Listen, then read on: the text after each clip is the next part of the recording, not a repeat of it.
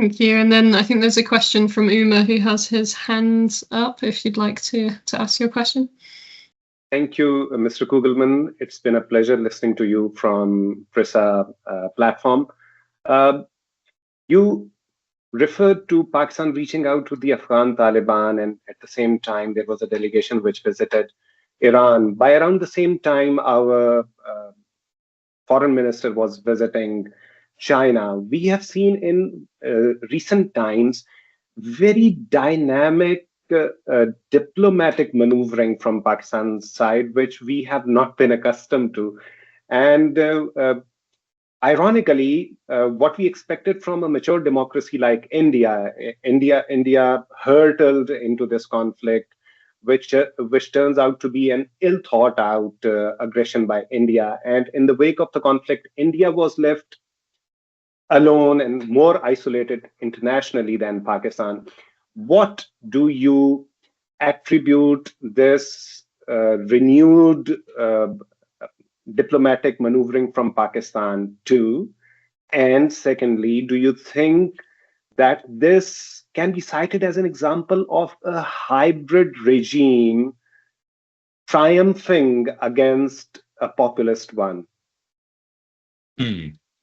Yeah, thanks. Interesting question. So I don't think that India is isolated in the world. I don't think India or Pakistan are isolated globally. I mean, as I said before, I think India has a much wider array of partnerships than does Pakistan, particularly on commercial economic levels. I mean, India has close partners pretty much every corner of the world. It's still working on global South partnerships, but it's got some pretty significant capital there. It's trying to compete with China to be the spokesperson of the global South, as it puts it. But you're right that we've seen some interesting turnarounds in recent weeks, and you gave your examples of Pakistan's engagement.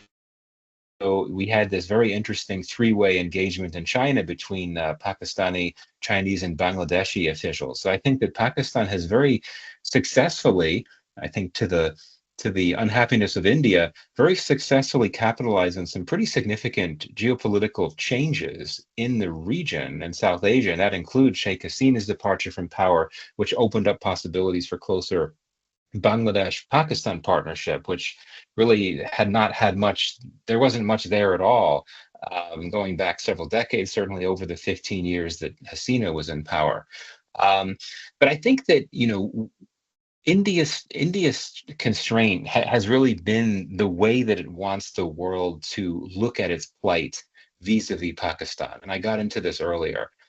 India's position is that it's taking military action, or took military action against Pakistan, because Pakistan is sponsoring cross-border terrorism in India, and that therefore India has the right, self-defense, counterterrorism imperative to respond, so to speak.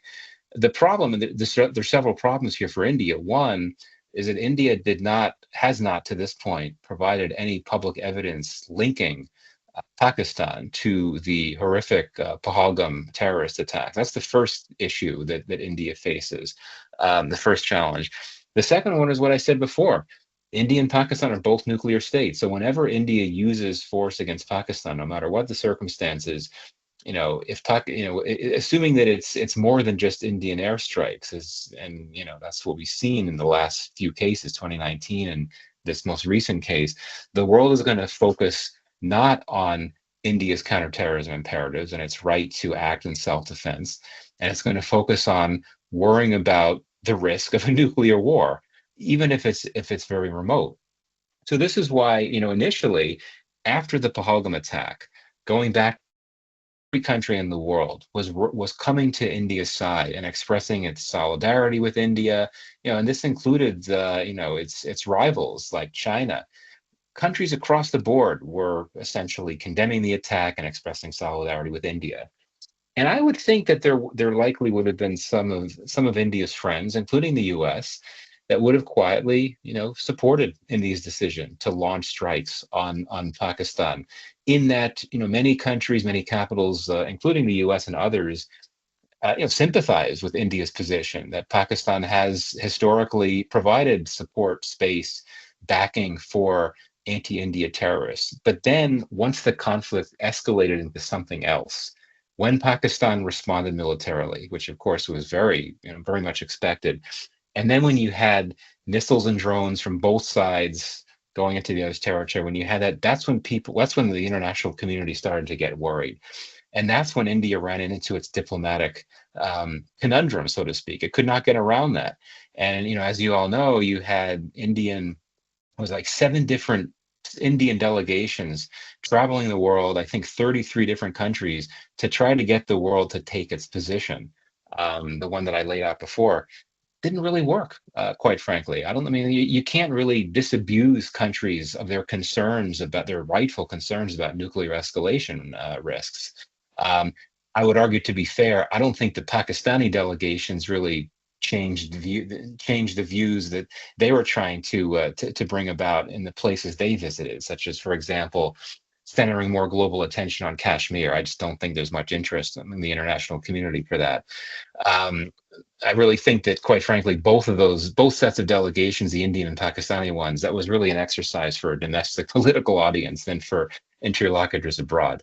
Basically, sorry, a long answer to your question. My point is that you have a point, that Pakistan's been able to capitalize on some of these recent, it's just not going to get the world to take its side, given that it has nuclear weapons and Pakistan has nuclear weapons. And when you have them start fighting, the world is going to act a certain way, not the way that India would prefer. But there's really not much that Delhi could do about that. I have one final point on this. At times when the Indian delegation in the US, I can't remember if it was when they were in DC or New York, they were making the argument that our fight against terror is the world's fight. And I think made a lot of sense, because they were trying to make the point that it's not just India that's been targeted by terrorism, including Pakistan-sponsored terrorism. And if you look at the Mumbai attacks in 2008, which of course killed dozens of Indians, but also other nationalities, including several Americans. So I think that might resonate a bit more. But on the whole, this pitch that India's made, that look, this is terrorism. We need to do what we can to combat it, and we hope you'll support us on it. It's not going to work just because of the nuclear dynamics at play.